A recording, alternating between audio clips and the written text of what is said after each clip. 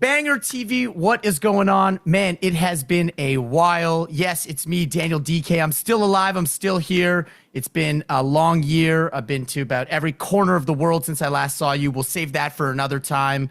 But I knew that I couldn't miss today's opportunity to hang out with two legends from the world of brutal and technical death metal. We're going to shoot the shit and tell some stories, talk about their upcoming tour together, which is easily going to be one of the heaviest extreme tours of the year.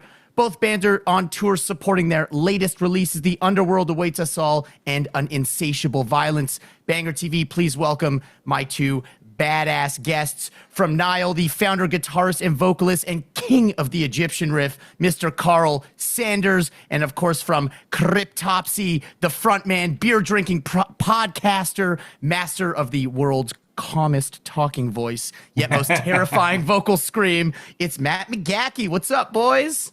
How's it going, Daniel? It's nice to be here. Nice to see you. It's nice to see Karl too. We're about to hang out. We're about to hang out a lot. We're gonna see so much of each other. We'll like be best of buddies. Yeah, this is a nice little warm up before you guys can't escape each other. So we're gonna live in the metal tube together. Look like you're in a metal tube there, dude. What's that behind you? Is that a staircase? It is, exactly. Stairwell? Exactly. See, this is the background of my pandemic and every Zoom thing ever. It's my wallpaper that I have in my house. It's awesome, dude. I love it. Not supposed to break the fourth wall. We're all supposed to think you're in the Millennium Falcon or something, man. I am. My kids love that shit. Yeah.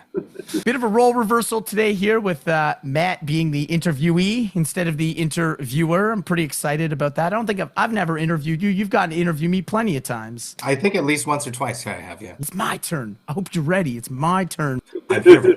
I'm here. You know, we've met and hung plenty of times. Karl, this is a first time for me though, man. I'm super stoked to make your acquaintance. Happy to be here hanging with you, dude. I mean, I think it goes without saying, I'm a lifelong fan, just like any other kid who's into any form of extreme metal. One of the earliest bands I got into was Nile when I went down the more extreme road. The thematic elements, not only visually, but also lyrical content and just the whole package, the social commentary and the lyrics, everything was really interesting and gripping for me growing up. So I'm super stoked to get to chat with you today, man. Me too. The honor is mine.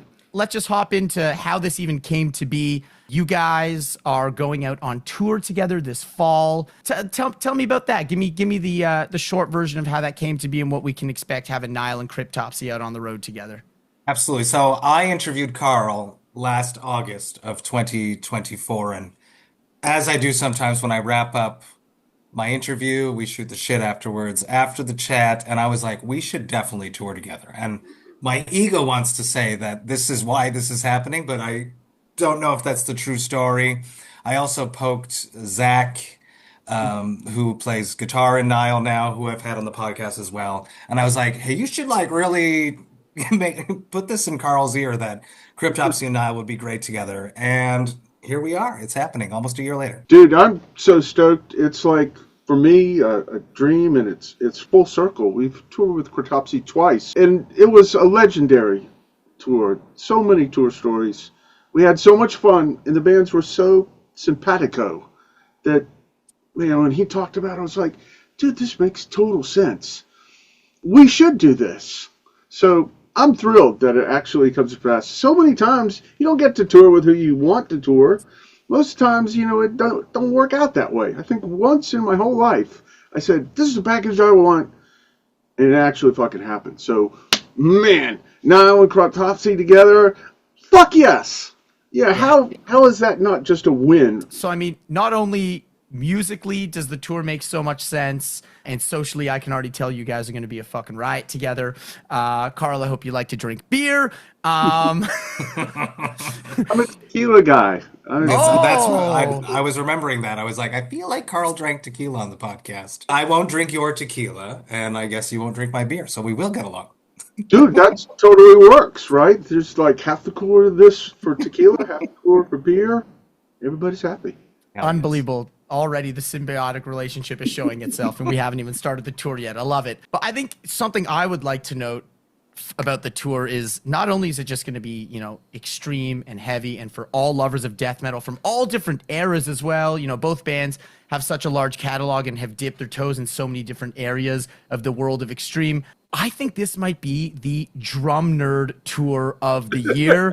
Uh, Literally having George Calais and Flo Mounier in the same room playing at the same night, each doing a set, is like literally every drummer's wet dream. This is it. I was on the Jasta show years ago with Flo, and Jasta was like, "You should like come up with this drum tour and get Mhm. like Nile and Cryptopsy." And once again, Jasta thought about something before I did.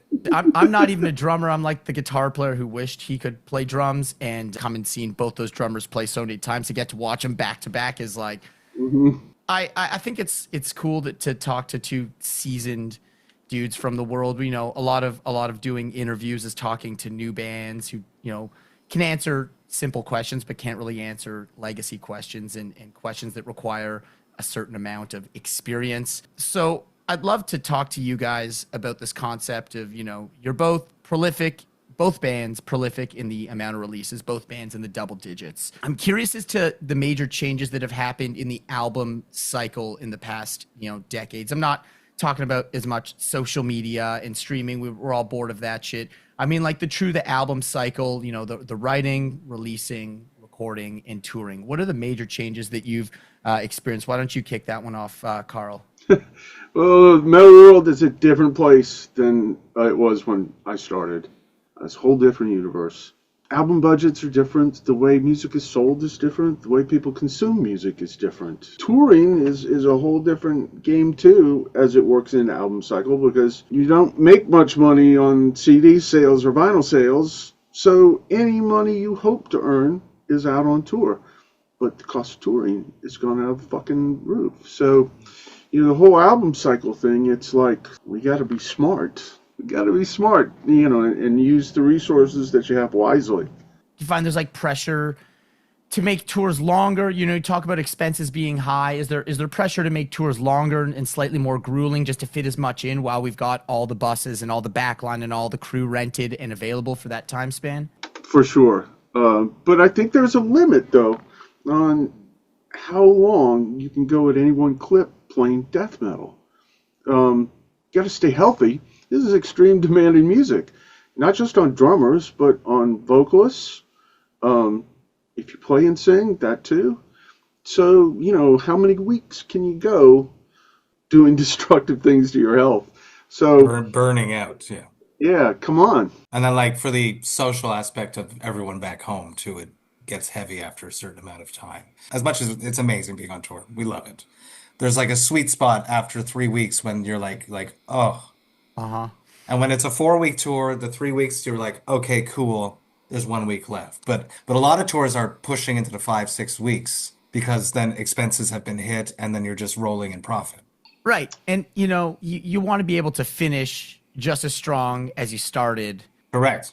or perhaps not as you started, maybe by show 3. We all know about the first the three show hump to get over, of course. We're trying not to do that this time. We're practicing a lot. We know Nile is Practice. ready. We know Nile is ready because they've just been on tour. Dude, we've been saying the same thing. It's like, we're going out with Cryptopsy. So they're not sitting around going, oh, we ain't got to practice. Well, normally we do, but this time there's more fire in everyone's butt around this tour, to be honest. I mean, you raised a good point. Both of you kind of touched on it. It's about health and also, the performance. You guys are both, using your body as part of your instrument. I'd like to know about, some of the either similarities or differences in both of your warm-up routines and regular vocal maintenance on the road as well. I've kind of seen it all over the years. Some singers who won't fucking say a word during the day, and then other singers not pointing any fingers, who like to go to the brewery and hang out and drink with you all day before they play a show with seemingly no issue. So tell me a little bit about those warm-up and maintenance routines on the road to keep those 4 weeks of shows sounding as tight as possible. I used to be crazy. I used to warm up too much. I used to obsess about my voice and worry about it. And ever since I went to my good friend Enrico, who's the vocalist of Hideous Divinity, he's an ear, nose, and throat doctor in Rome. He picked me up at the venue, brought me to his clinic, put the camera down my throat, and I performed Lascivious Undivine. And he was like, dude, there's no damage. And I was 3 weeks in on a tour. It just alleviated any stress or pressure that I had about my voice. I used to always do Melissa Cross's The Zen of Screaming, and I was known And when Terrence Hobbs sees me, he still does this. He goes, hey, to me. Because I used to do that all the time.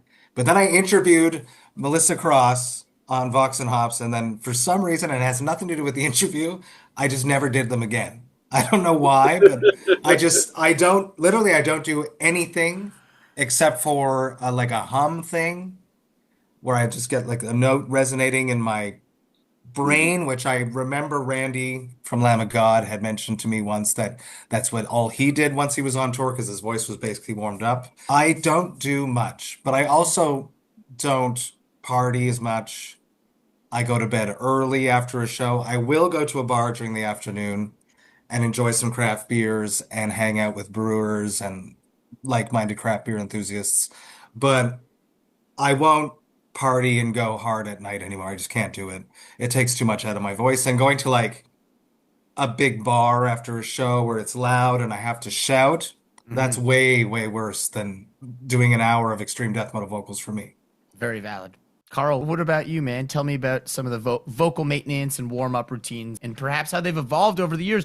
You know, you've been doing it a long time, man. I'm sure those routines have been tweaked and changed along the way. You know, in the early years when I was learning how to do vocals, I would do warm up routines, but now not so much. I'll play guitar all day long, right? If you see me on tour, I'm in the dressing room with my practice rig playing all day long. But for the Nice. voice, I think, like he was saying, got to get some fucking sleep, right? Sleep is the most precious commodity you have for your vocals. Stay hydrated, try not to get sick, and that's it. The rest kind That's of takes it. care of itself because you're already in the zone. If you're singing every night, then you don't necessarily have to do too much to get there.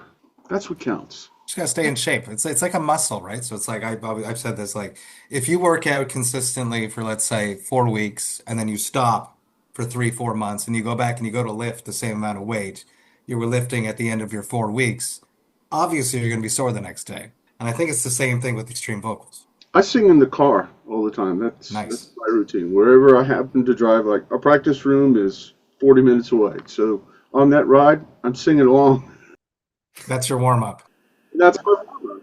It takes care of itself. Yeah, it's funny. It rings very true what you say about, you know, always practicing guitar constantly. If you see you on tour, you've always got a guitar in your hands. You're literally sitting here on Zoom with the first thing you did. You turned on your camera, you sat down, and you grabbed your guitar. I love it. Well, you motherfuckers are interrupting my daily practice routine. So This is the window. I'm sorry for interrupting your practice routine. I'll be sure to get you a tequila at the show when you roll through town, okay? that'll make it all good. And also, I wasn't sure how the answer would go in terms of warm-ups because, as I said, some people take it super seriously, and it's like you can't fucking talk to them during the day if they're the lead singer. There's like vocal rest constant. But I mean, you guys do extreme stuff and seem to not be stressed about it. Ronnie James Dio used to say all he does is drink a beer and smoke half a joint. So I'm starting to think the vocal warm-ups are a bit overrated here, perhaps. I think it's stress. I think that people are constricting their vocal passageways due to stress. Hmm. No. Makes a lot of sense. Let's talk about something a little more creative. You know, both bands are 30 years deep in creating music. What do you think that the key or one of the keys to not only being successful during that time, but remaining relevant when you're navigating the creative side of it? You know, namely, I'm kind of thinking about the change in the musical trends, specifically the rise and popularity of something like deathcore in the world of death metal. Well, for us, it's all about this new modern age of Cryptopsy since Flo is the only original member. Yes. The rest of us have been together for 20 years. That's nothing to sneeze at, dude. 20. I know, but I will forever be the new singer of Cryptopsy. Yeah, the new guy in Cryptopsy who's been in the band for 20 years. That's why I have no problem asking you legacy questions, because to me, you're not the new singer in Cryptopsy. You're the singer in my lifetime of Cryptopsy. You know what I mean? But I wasn't on None So Vile. So this is what people regard as a legacy album. So we spend our time trying to honor the legacy of everything that has happened before us while trying to remain relevant. And we do that by writing music that interests us.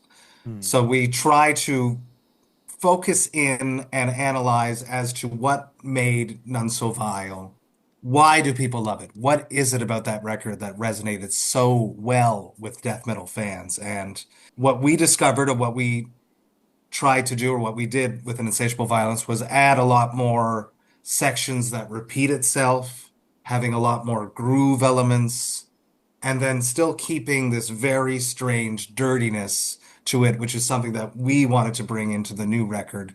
Something like a sense of malaise, a sense of uncomfortableness, a sense of melancholy, not black metal, because that's been overdone, the death metal with tinges of black metal added on it. Anytime parts like that would come up in the studio, we would scrap them or change them because that's not what we wanted to accomplish. But first and foremost, we always try to write music that we want to listen to, that we find interesting, and just hope that it resonates. Makes a lot of sense. I mean, you brought up None So Violent. I mean, a lot of people, that's the reason that, you know, they're here, because that was their first intro to the band. But I can say with confidence that in the tons of times seeing Cryptopsy, not only abroad, but had the lovely pleasure of living in Canada, where it was pretty fucking easy to hang out with you and see the band. The most recent show I saw was in LA when you guys were supporting, that was the Death to All tour, I believe. Yeah, that was awesome. And dude, that was the strongest Cryptopsy show I've seen in any of my memory of seeing it as a teenager or in my 20s or 30s. That was easily the strongest Cryptopsy set I'd seen ever. Thank you so very much.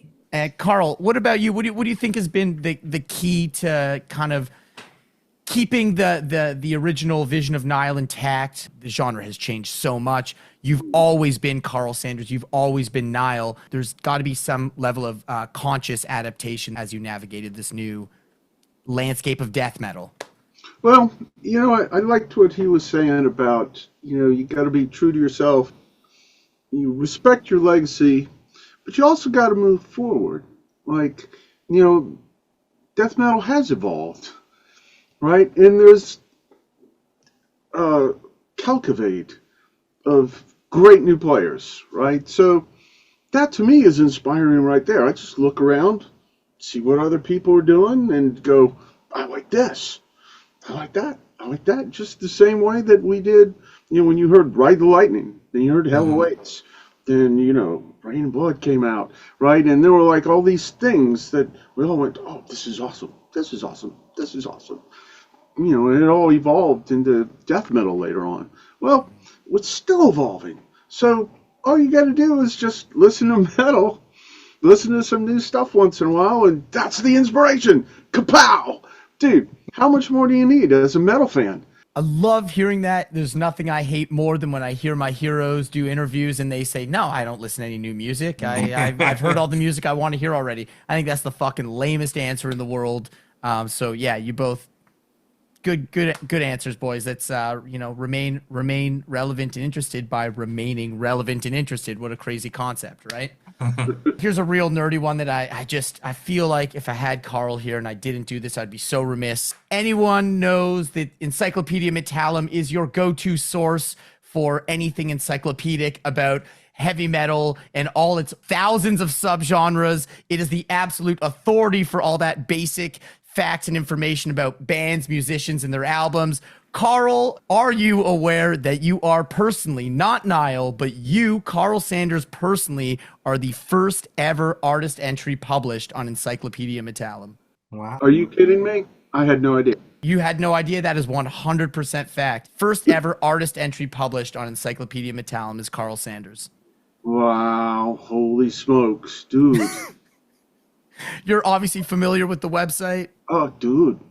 Some of the greatest triumphs and worst failures of my life have been literated on those pages.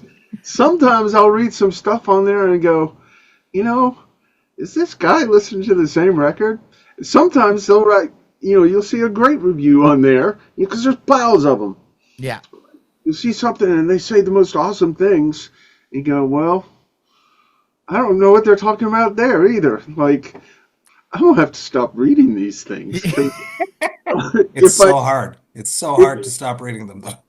Yeah, it's like you have to go get help if you read too many of them. It's like driving by a traffic wreck. It's just like, I really should be looking away, but I just can't stop looking at it. Yeah. And then you just want to meet them in person, too.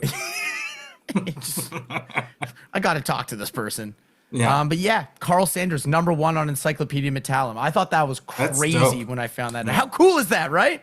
How did you find that out? It's on his page. It's on the trivia section of the Karl Sanders page. It says you're the first ever artist entry into the Encyclopedia Metallum. Dude, I'm gonna have to like go tell the wife that I wanted something. You need a Babe, plaque. you're not gonna believe this. She might say, "It's about damn time." I'm happy that I'm the person who told you that. I was for sure certain that someone had mentioned that to you before. That's a pretty cool fucking thing to me. Matt knows, especially doing interviews. Like, I spend my time on that thing, or I did spend my time. Yeah. yeah, that may as well just be my homepage, honestly, for where I do a bulk of my reading. Stay away from the reviews, Karl. They're bad. Those people don't know what they're talking about. Except for the positive ones. But if you're ever wondering, like, who played the guest solo on track 6 of that obscure Sadistic Intent demo, like, that's where you gotta go. Do you remember Sadistic Intent? Wow. Fuck yeah, that's why I just referenced Sadistic Intent. That shit rules, dude. More nerdy shit for Karl because I get to hang out with Matt all the time. Karl, what is the most unique and or prized possession in your Egyptian artifact collection? You must have a crazy personal collection. Give me one item that is kind of mind blowing. I'm pretty sure it'd be hard to drag the sarcophagus from the living room in I have to carry it up the stairs. It weighs like 500 pounds, so it's staying where it's at. I just have that Indiana Jones thing in my mind. It belongs in a museum. It belongs in my living room. Yeah, you must have some pretty crazy stuff. Tell me about one really unique or prized possession that myself and anyone watching would find pretty interesting. My Sobek statue is probably my favorite. It's downstairs too. It's like this big. It's a solid brass crocodile. The god Sobek, crocodile god. Yeah. So that's probably the most unique and amazing thing. But I got lots of stupid stuff. Maybe once you guys bro down on this tour, Matt, you can pop over there for dinner and. Oh, that'd be sick. I have a feeling that house looks a bit like a museum. It's not even funny, which reminds me of this other story I have to share. Let's do that. That's literally why we're here, is to share stories. This Anubis, which I had for years, I got it in Austria, brought it home. It's made of sandstone, super cool. And I used to, back in the day, like 98, 99, I'd set it on top of my Marshall cabinets, set it up there. Anubis was looking out over the Nile set. And during the day, while I was practicing backstage, I would set it on top of my little practice Marshall, which you probably see in the background, a little practice amp. Anyway, so I have that backstage. We're touring with Immolation, one of my favorite bands ever, and I got to be great friends with Bob Vigna. So Bob would come during the day to the dressing room, and we'd hang out and talk or whatever. But somehow, his coat caught on the wings, the ear wing things here, and knocked it off my practice amp, and it fell and broke off the legs, right? So I was like, you can't get mad at Bob Vigna. No. He's Bob. It's Bob. He's a god. You can't. Right? So you can't be mad. So no big deal. So I fixed it. Next day, go back, doing the same routine, practicing away. Here comes Bob. I don't know how it happened, but he managed to knock it off my thing again, not on purpose, and through no fault of his own. It's just one of those things. Still didn't get mad. It's Bob Vigna, and I love him. So, okay, I'll just fucking fix it again. I still got the same glue bottle, so here we go. Then a week later, Oh no. it happened yet again. It's like the third time. All right, I'm fixing this thing again, but you know what? It's going home. It's going on the shelf. This is a sign. It's a sign. Don't bring stuff on tour that is liable to be broken. Especially when touring with Immolation, I bet. Next thing you know, Ross was gonna pop in there and start playing football with it. It's just like we're not bringing valuables on tour with Immolation anymore. Dude, his hair could catch on. Yeah. Dude, I got so many Immolation tour stories. We're here for it, man. We're here for it. Did you know that Ross can drive a tour bus? Really? Oh, I didn't know Yes! that. We were out in the middle of nowhere, like Nevada, Arizona, New Mexico, something like that. And something happened with our bus driver. We gotta get the next show. Who's gonna drive the motherfucking bus? And Ross goes, well, I got my CDL. So I got pictures of it. I got pictures of That's Ross awesome. driving our tour bus. Immolation is easily one of the coolest, truest death metal bands in the game, 100%. Mm-hmm. Hell yeah. Anubis may not be sitting on the amp anymore, but Anubis is always watching over the Nile set. Yes. He is. Sits up there on that shelf right there, watching out over every record that we've done here. Matt, I'm interested in talking to you a little bit about this Blasphemy Made Flesh reissue, specifically the inclusion of Billy Strings. You'll be shocked to hear, not a huge country buff, but was first introduced to this guy because I saw him on stage wearing Cryptopsy shirts, and there's like a cool viral clip of him in an interview smoking a weed pen, which is right up my alley. How do you stay relaxed when you look so relaxed when you're doing it?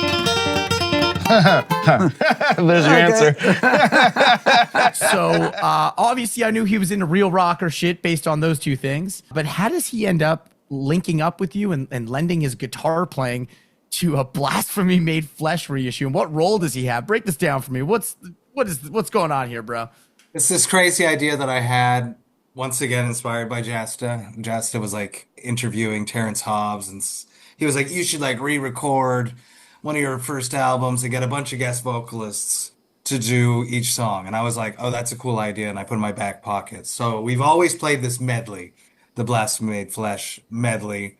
It's 7 or 8 songs that we just pieced together. We've been doing it for 15 years at this point.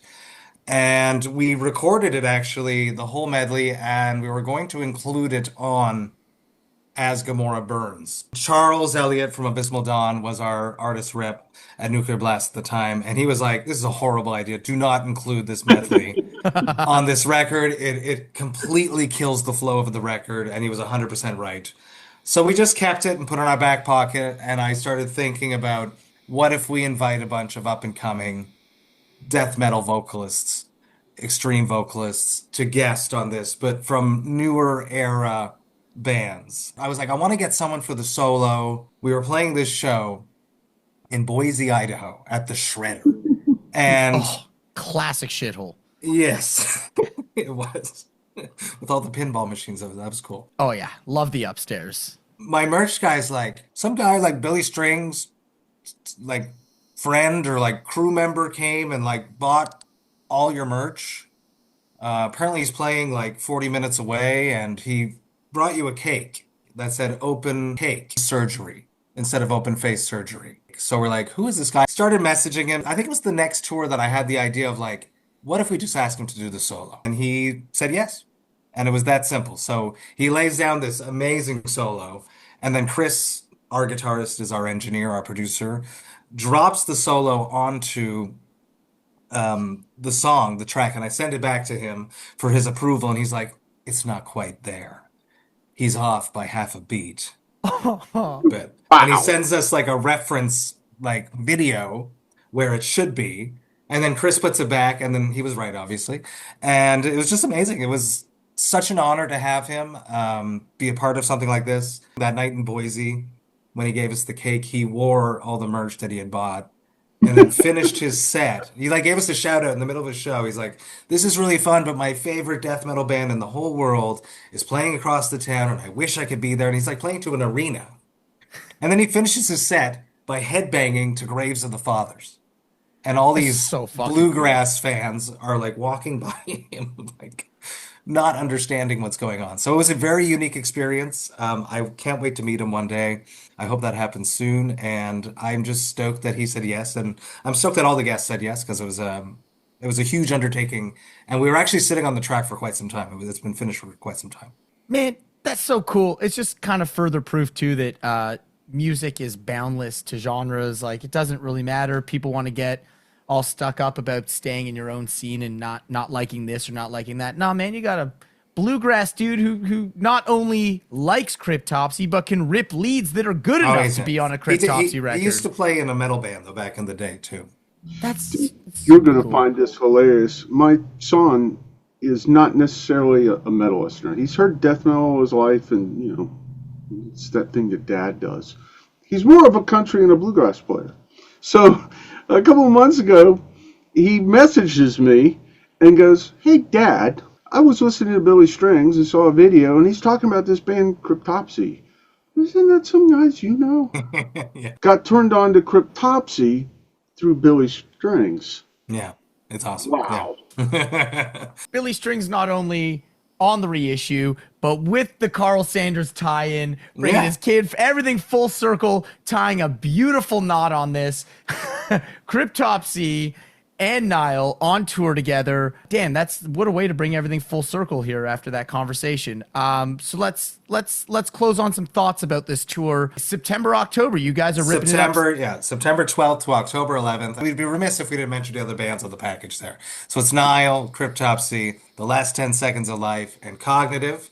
And I'm stoked to hang out with Rob Wharton from Cognitive on this tour as much as everyone else, because he's a great, awesome dude. What a package you guys have put together. This is going to be a great one, man. He's going to drink a beer. You're going to drink a tequila. And fucking Cryptopsy and Karl Sanders and Nile are going to kill it across America. Dude, there's always something new, a new reason to get up, be metal, kick ass. There's always a reason. I love it. Karl, it's been a pleasure getting to know you today, man. I hope that we get to hang some time together because I too enjoy drinking tequila and warming up on guitar. So we would get along very well in a back lounge, let me tell you. Matt, I hope I run into you somewhere soon. Always a pleasure. Again, Cryptopsy and Nile, Matt McGachy, Karl Sanders, thank you so much for joining me today. Everybody go see this tour. It is going to be the best extreme tour of the year. Obviously, it's everyone's two favorite fucking bands in the landscape. Let's go. Thank you so much for watching. I've been Daniel Dekay.